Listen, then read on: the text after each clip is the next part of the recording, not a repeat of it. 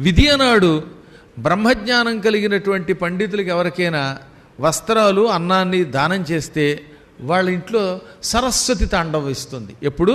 విధియ నాడు, శుక్లపక్ష ద్వితీయ నాడు బ్రాహ్మణోత్తములకి దానం చేసి సరస్వతిని తలుచుకుంటే ఇంట్లో పిల్లలకి చదువు బాగా వస్తుంది. మా పిల్లలకి బాగా చదువు రావాలి, మాకు కూడా వాక్శుద్ధి రావాలనుకున్నవాడు ఇలా చెయ్యాలి. ఇంకా పాడ్యమి నాడు పవిత్రమైనటువంటి బుద్ధి కలిగి తెల్లవారుజామున లేచి స్నానం చేసి గురువు గారికి భక్తి శ్రద్ధలతో పూజ చేయండి.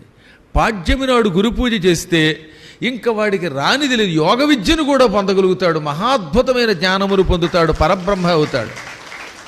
అందుకని పాడ్యమి గురుతిథిగా చెప్పారు. ఆ రోజు గురువుని భక్తితో పూజించటమే, ఆయన తలుచుకోవటం, ఆయనకి ఏదన్నా సమర్పణ చేయటం, ఏమీ ఇవ్వలేకపోతే మనస్సుని సమర్పించటం.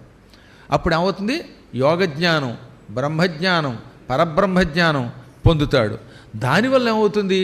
వాడు సాక్షాత్తు యోగేశ్వరుడైన కృష్ణునితో సమానుడవుతాడు.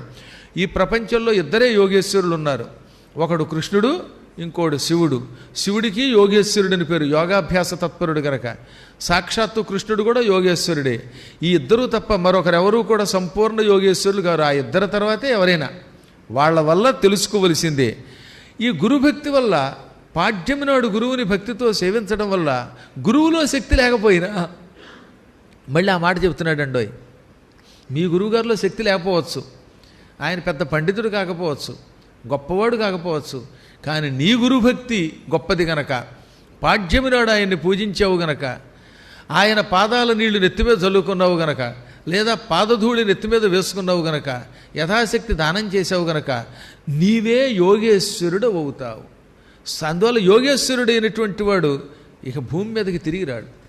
ఒక్క యోగికి మాత్రమే పునర్జన్మ ఉండదు.